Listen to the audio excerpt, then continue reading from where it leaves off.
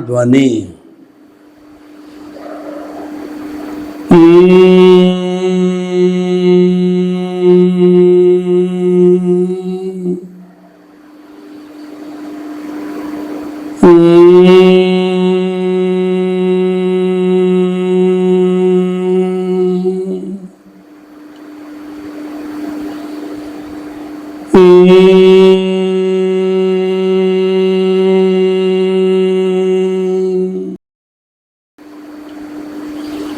भाई और बहनों, मातृशक्ति को नमन। आज का हमारा अति उत्तम बहुत सुंदर विषय जीवन विज्ञान, जीवन जीने की कला, science of life, science of life. वो जीवन जीने की कला है, जीवन विज्ञान। तो भाई और बहनों, हम जीवन जीते हैं उसके अनुसार हमारा जीवन विज्ञान बनता है। अगर हम जीवन विज्ञान की एप्लीकेशन करते हैं तो हमारा जीवन अच्छा बनता है। हर व्यक्ति जीवन जीता है, आयुष्य के अधीन हर प्राणी जीवन जीता है। जीता नहीं, उसको जीना पड़ता है। तो जीवन को मजबूरी क्यों माने? जीवन को वरदान मानना चाहते हैं तो जीवन जीने की कला को सीखिए। वह जीवन जीने की आर्ट ऑफ द विजन है, वह जीवन विज्ञान है। जीवन विज्ञान ये आचार्य तुलसी, आचार्य महाप्रज्ञ और आचार्य महाश्रमण की देन है। उन्होंने लगभग 1975 के अंदर प्रेक्षा ध्यान का आविष्कार किया था। प्रेक्षा ध्यान का मतलब प्रेक्षा मेडिटेशन। प्रेक्षा का अर्थ होता है देखना और ध्यान का अर्थ होता है एकाग्र होकर के देखना, यानी वर्तमान में रहना, यानी भावक क्रिया करना। जो व्यक्ति वर्तमान में रहता है, भावक क्रिया करता है और जो प्रेक्षा करता है खुली आंख से या बाहर आंख से, उसका ध्येय होता है राग द्वेष मुक्त होकर के जीवन जीना। तो जीवन जीने की कला का अर्थ हो गया, चाहे आप खुली आंख, चाहे आप बंद आंख से जियो, यानी चाहे आप व्यवहार जगत में रहो, चाहे आप निश्चय जगत में रहो, दोनों में जीवन जीने की कला, जीवन विज्ञान को डेवलप करो। जीवन विज्ञान में कुल 3 बड़े घटक है। प्रेक्षा ध्यान, ये हमारी साधना से जुड़ा हुआ है। ये हमारे जो है साधना का अर्थ होता है EQ और SQ, इमोशनल क्वोशेंट और कॉन्सेंट, यानी कि हमारा भावनात्मक स्वास्थ्य और हमारा आध्यात्म स्वास्थ्य है। ये जो है हमारा प्रेक्षा ध्यान से जुड़ा हुआ है। और जीवन विज्ञान का अर्थ होता है कि विद्यार्थियों को किस तरीके से हम जो है ये जीवन विज्ञान के अंदर प्रेक्षा ध्यान और अणुव्रत की एप्लीकेशन करके उसको एक अच्छा इंसान बनावे। मानव को अच्छा मानने के लिए जो है वो प्रेक्षा ध्यान और अणुव्रत की एप्लीकेशन करके साइंस ऑफ द लिविंग तैयार किया गया और आर्ट ऑफ द लिविंग किया गया, साइंस ऑफ द लिविंग की गई। तो हमें जीवन जीने की कला मिली। उसके अंदर 3 चीजें मिली। प्रेक्षा ध्यान का अर्थ हुआ कि खुली आंख हो चाहे बंद आंख हो, राग द्वेष मुक्त होकर देखना। अर्थ हो गया कि आचार संहिता, हमारे जीवन के अंदर यम और नियम आने चाहिए। जो योग, पतंजलि योग के अंदर अष्टांग योग है, यम, नियम, आसन, प्राणायाम, प्रत्याहार, धारणा, ध्यान और समाधि। उसमें जो है कुल 8 अंग है और परीक्षा ध्यान में 7 अंग है।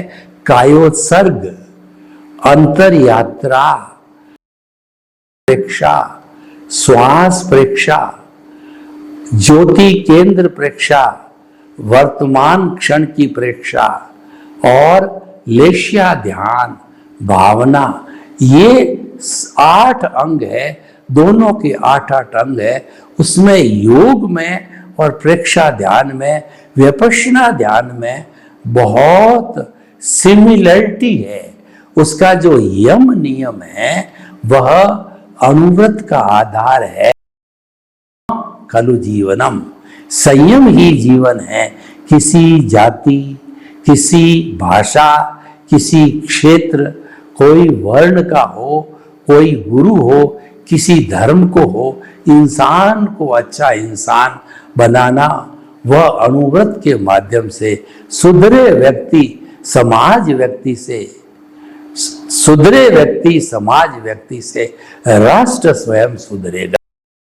व्यक्ति को सुधारते हैं तो वो 11 को सुधारेगा, 11-21 को सुधारेगा, लाखों सुधरेंगे, करोड़ों सुधरेंगे।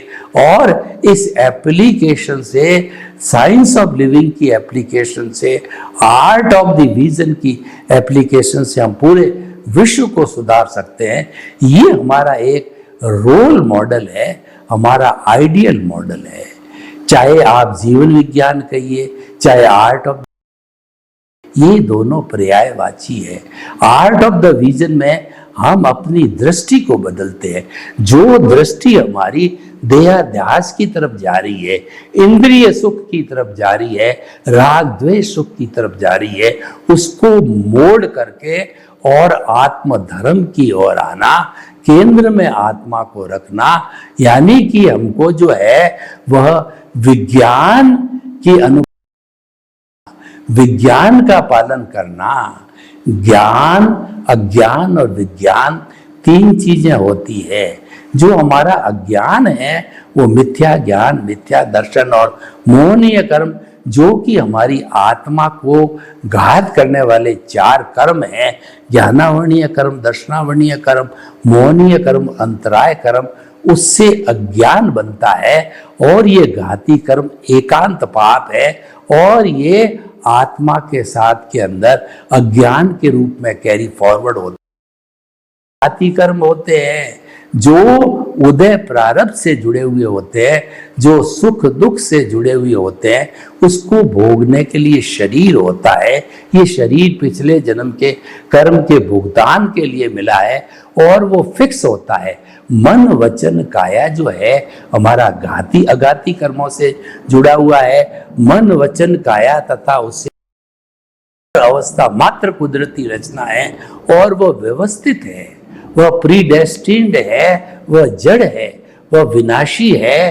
क्योंकि वह अवस्था है वो जाने के लिए आई है। सुख जा रहा है, दुख जा रहा है, आपकी आयु जारी, वो रहने के लिए नहीं है, वो आने के लिए नहीं आया, रहने के लिए नहीं आया। रहने वाला तो शाश्वत होता है, जो हमारी आत्मा का ज्ञान दर्शन गुण है। उपयोग लक्षणों जीव है, आत्मा का परिभाषा ये, उसको उपयोग कहा जाता है। उपयोग का मतलब है ये अविनाशी है, ये परमानेंट है, ये रहने वाला है और ये जो है सिद्धांत से जुड़ा हुआ है। इसलिए भूत भविष्य वर्तमान में सदा एक सा रहता है, इसमें बदलाव नहीं होता है। अवस्था हर क्षण बदलती है।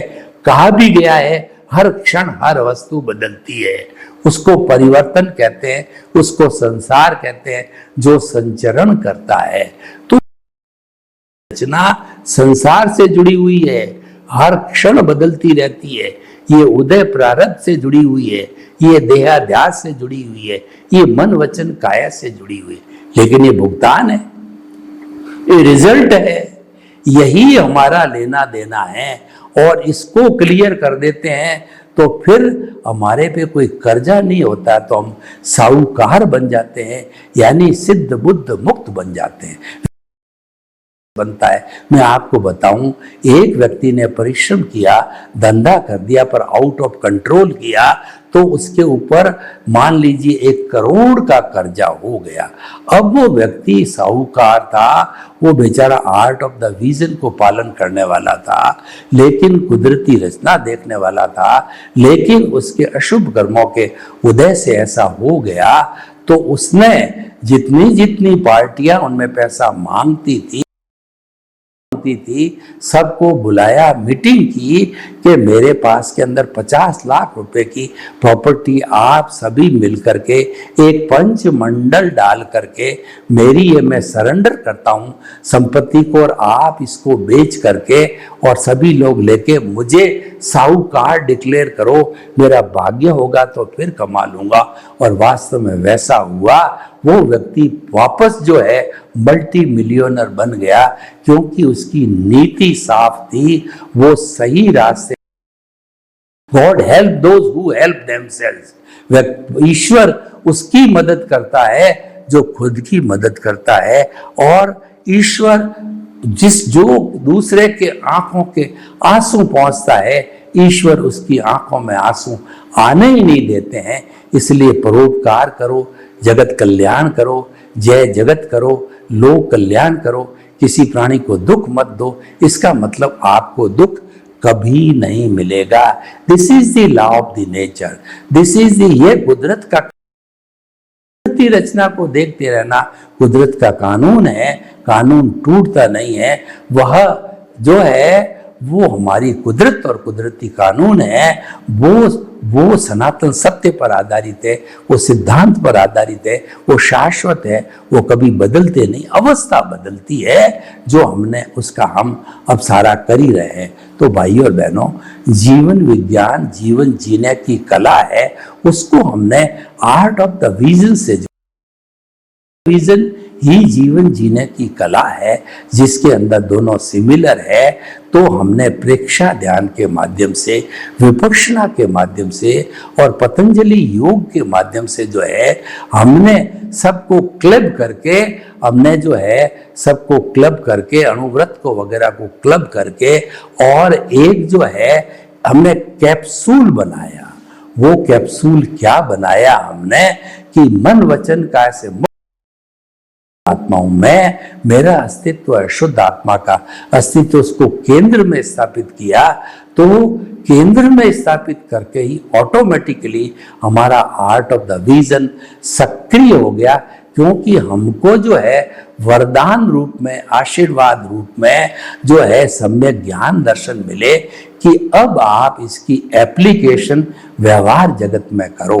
उसकी एप्लीकेशन व्यवहार जगत में करने का अर्थ यह हुआ कि व्यवहार उदय प्रारब्ध चल रहा है, उसको कुदरती रचना मानो, उसको प्रेक्षा ध्यान के सिद्धांत के अनुसार राग द्वेष रहित होकर के देखो, और उस पर राग द्वेष की एप्लीकेशन मत करो। और अणुव्रत का जीवन हो गया कि संयम खलु जीवनम, यानी कि यम नियम की एप्लीकेशन करो। अहिंसा और सत्य, अचौर्य, ब्रह्मचर्य नियम लगाओ, शौच, त्याग, तपस्या वगैरह ये लागू करेंगे, 5 हम नियम लागू करेंगे, तो उससे क्या है, किसी भी रूप में देखो हमारा रिजल्ट क्या होगा, अज्ञान धीरे धीरे मिटता जाएगा, इरेज होता जाएगा। प्रेक्षा ध्यान का जो उद्देश्य है वो है मुक्ति, शाश्वत सुख को प्राप्त करना। उसकी एप्लीकेशन होती है जीवन विज्ञान, उसका अर्थ होता है कुदरती रचना देखना को अच्छा करना, और अणुव्रत जिसका संयम खलु जीवन है, वो साथी है कि आप जो है निमित्त निर्दोष अकर्ता और शुद्ध आत्मा का जीवन जियो, निमित्त भाव से जीवन जियो और किसी के दोष मत देखो। सारी दुनिया निर्दोष है, सारी दुनिया जो है अकर्ता है। कर्ता तो व्यवस्थित शक्ति है, कर्ता तो जीओडी गॉड है, कर्ता तो जो है हमारी कुदरत है। अपने आप को कर्ता मत मानोगे। आपकी कोई एक मुनीम होता है, वह सेठ के नियमों का 100% पालन करता है, लेकिन सेठ के पापोदय के कारण जो है उसको नुकसान हो जाता है, तो वह नुकसान सेठ का है। मुनीम को तो अपने जो निश्चित पगार है वो तो चाहे नुकसान हो चाहे फायदा हो उतना ही मिलेगा। सेठ को बहुत बड़ा फायदा होता है, वही पगार मिलता है। बींद मरे बींदनी मरे ब्राह्मण नो टक्को तैयार। इसका अगर कि ब्राह्मण ने बीन बींदनी की शादी करा दी, उसके बाद दोनों में से कोई गुजर जाए, बीमार पड़ जावे, तो ब्राह्मण का टक्का जो है, ब्राह्मण की मेहनत तो उसको हर हालत में मिलेगी। ये उसका कमीशन है, ये उसका ब्रोकरेज है, वो तो उसको मिलेगा ही। तो भाई और बहनों, क्योंकि वो जिम्मेवार कुदरत है। कुदरत कहती है आप निमित्त बन जाओ, तो आपकी कोई जिम्मेवारी नहीं है, सारी जिम्मेवारी मेरी है, क्योंकि मैं ही आपका पालन करता हूं। आप तो मात्र कुदरत को एक गेस्ट बन के रहो, कुदरत के सफरर बन के रहो और कुदरत के यूजर बन के रहो। आप ठाठ से रहो और आराम से अपना जीवन यापन करो। प्रारब्ध है, उसको कुदरत बदल नहीं सकती, लेकिन उदय प्रारब्ध को जो है दोनों आप एक सा मानो। आप प्रज्ञा चक्षु बन जाओ। आप जो है वो कहना चाहिए कि जो है आप जो है तीसरा नेत्र खोल दो, समभाव में रहो, यानी कि सुख और दुख को, उदय और प्रारब्ध जो चल रहा है उसको एक सा ही मानोगे तो निष्काम कर्म की परिभाषा में आ जाएगा। वो कुदरती रचना देखने के दायरे में आ जाएगा, कानून के पालन करने में आ जाएगा। यानी सभी समन्वित रूप से ये जो जीवन विज्ञान है, जो कि प्रेक्षा ध्यान और जो अणुव्रत की जो समन्विति है और ये विद्यार्थियों पर लागू होता है, ये इसका पूरा कोर्स है। इस पूरा कोर्स की बहुत बड़ी एप्लीकेशन है शिक्षा जगत, आत्मक विकास और स्पिरिचुअल कोशेंट जो है, जो आज शिक्षा जगत की एक कमजोरी, एक मिसिंग पार्ट है। तो आज हमारी सरकार ने जो नई शिक्षा नीति लागू की है, उसमें जीवन विज्ञान और आर्ट ऑफ द विजन जो है, दृष्टि विज्ञान को जोड़ा है। उन्होंने गुरुकुल प्रणाली को जोड़ा है कि जो विद्वता के साथ साथ में मानवीय गुण आने के लिए जीवन जीने की कला सिखानी चाहिए। और जीवन जीने की कला क्या है, आर्ट ऑफ द विजन व्यवहार जगत में क्या है कि ऐसे इंसान को, ऐसे विद्यार्थी को सम, शम और श्रम की शिक्षा देनी चाहिए। सम का अर्थ मतलब समता भाव। आपके साथ सुख आए दुख आए उसमें एक समान रहो। आपका कोई तिरस्कार करे, आपका कोई आदर करे, आपको कोई गाली दे, प्रशंसा करे, और आपको जो है कोई ठंडा खाना दे, कोई गर्म खाना दे, आपको कोई सुख पहुंचाए, कोई दुख पहुंचाए, उसमें एक समान तटस्थ भाव, मध्यस्थता रखोगे, तो इसका अर्थ ये हुआ कि आप जीवन विज्ञान की एप्लीकेशन कर रहे हो, आप सम की नीति में चल रहे हो। दूसरा शम, शमन करो। किसका समन करो? राग द्वेष का समन करो, कषाय का समन करो, क्रोध मान माया लोभ का समन करो। और यही ज्ञान का समन करना मतलब उनको जो है प्रदर्शित मत होने दो। क्रोध आपके भावों में आ रहा है, बाहर मत लाओ। अहंकार माया लोभ को जो है वह प्रदर्शित मत होने दो, आपके भीतर है, माना है, उदय प्रारब्ध में है। लेकिन आप जो है शुभ भाव उसके सामने खड़ा कर दो, तो क्या होगा कि ये क्रोध मान माया के अशुभ भाव छोटा दादा है, बड़ा दादा के आने कारण ये भाग जाए। संतुलन कर दो, बैलेंस कर दो। तो ये सारा हमारे को जीवन विज्ञान, प्रेक्षा, ध्यान, अणुव्रत, आर्ट ऑफ द विजन, निमित्त निर्दोष करता और शुद्ध आत्मा, ये सबको हमको ये लेसन देते हैं कि आप व्यवहार जगत और निश्चय जगत में बैलेंस करो कि आप जो है मन वचन काया से मुक्त, मैं वचन काया कुदरती रचना, मन वचन काया कुदरती रचना से मुक्त, ऐसा मैं शुद्ध आत्मा हूं। आपका केंद्र ये होना चाहिए शुद्ध आत्मा, और वास्तव में आप परमात्मा हो, बने नहीं हो, आपका लक्ष्य है, आपका लक्ष्य परमात्मा बनना। परमात्मा बनना यानी फिर उसके बाद में कोई पुरुषार्थ होता ही नहीं है, क्योंकि आप उसके बाद शाश्वत सुख को अजर अमर अविनाशी स्वयं ईश्वर बन जाते हो, स्वयं विशुद्ध अवस्था में आ जाते हो, फिर कुछ भी है। तो भाई और बहनों, जीवन विज्ञान जीवन जीने की कला है, और ये मानव के व्यवहार जगत पर लागू होती है, और इसको निश्चय जगत भी सिंचन देता है। वह भी निश्चय जगत व्यवहार जगत को प्रकाशित करता है।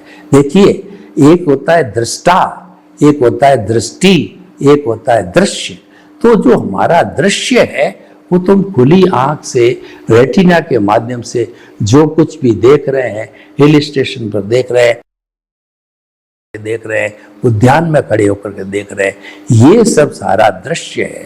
ये दिखाई कब देता है कि एंटीना में प्रकाश है, एंटीना फूटा हुआ है तो वह सूरदास है। कई जन्मांधते होते हैं, उनके एंटीना फूटा हुआ होता है, दृष्टि नहीं है, तो डॉक्टर कुछ नहीं कर सकता, कोई ऑपरेशन से एंटीना वापस नहीं आता है। और तीसरा है जो दृष्टा, ये दृष्टि काम करने वाली है, ये दृष्टि जीवन, ये दृष्टि हमारा उदय और प्रारब्ध है, ये दृष्टि हमारा व्यवहार जगत है। ये बड़ी इंपॉर्टेंट है, ये एग्जीक्यूटिव पार्ट है, ये काम करने की शैली है, ये जीवन जीने की शैली है। ये जो प्राप्त होता है ये दृष्टा से।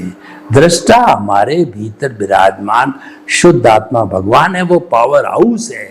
पावर हाउस बिजली पैदा करेगा तो दृष्टि यानी जो प्रकाश तारों के माध्यम से ट्यूबलाइट तक, बल्ब तक आएगी। और हमारा अगर पावर हाउस बंद है और तार है, ट्यूबलाइट है, सब सिस्टम लगे हुए हैं, उसमें बिजली नहीं आ सकती।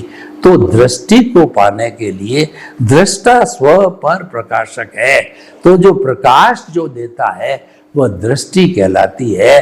और उसके अंदर दृष्टा का उपस्थित रहना, हाजिरी रहना जरूरी है, चाहे वो काम करे या ना करे। अगर वो हाजिर नहीं है तो आता है, और हमारा प्रेक्षा, ध्यान, जीवन विज्ञान, अणुव्रत, ये सारे धरे के धरे रह जाते हैं, क्योंकि मुर्दा कोई इसकी एप्लीकेशन नहीं कर सकता है। दृष्टा के मौजूद रहने से, आपके अस्तित्व के मौजूद रहने से, परमपिता परमेश्वर आत्मा, शुद्ध आत्मा की मौजूदगी से ही सारी बातें बनती है, नहीं तो कुछ भी नहीं बन सकता है। जो तेल होता है जब खेल होता है, यानी कि दिया है लेकिन तेल नहीं है तो प्रकाश कहां से होगा? वो तेल है, वो दृष्टा है। तो इसलिए भाई और बहनों, सबकी एप्लीकेशन करने के लिए हमारी दृष्टि जो काम करती है वो दृष्टि सही होनी चाहिए।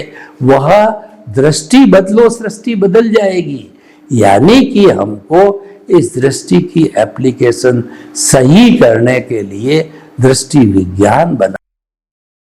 विज्ञान के अंदर जो सपोर्ट है वो आत्मा की प्रेजेंस का केंद्र में आत्मा है, और परिधि पर धन दौलत परिवार सत्ता संपत्ति संबंध और पद प्रतिष्ठा सारे वो जड़ है, वो भुगतान है, वो उदय और प्रारब्ध है। तो वो तो हमारे अधीन है नहीं, कुदरत के अधीन है। उनको समाप्त करने से ही हम शुद्ध हो सकते हैं। तो उनको समाप्त करने के लिए हमारी है, और हम निमित्त बने हुए हैं। ये सारी बातें जड़ है, वो निमित्त बनना है। अकर्ता भाव, ऑनरशिप, डूअरशिप समाप्त हो गई, यानी जड़ मजबूत हो गई। जिस पौधे की जड़ मजबूत होती है उसके पत्ते पतझड़ के अंदर झड़ जाते हैं, तो फिर भी जब बसंत ऋतु आती है तो नई कोपलें फूट करके नए पत्ते बन जाते हैं। जड़ मजबूत चाहिए, तो हमारी जो जड़ है वो दृष्टि वो सही होनी चाहिए। सर्वे भवन्तु सुखिनः, सर्वे सन्तु निरामया। लोग के जीवों को सुख मिले, शांति मिले, आनंद मिले, प्रेम मिले, सौहार्द मिले, और सभी हम हिलमिल करके और जीवन जीने की कला सीख करके अपने उदय प्रारब्ध को सही करें। आपके प्रति मंगल भावना। ओम शांति।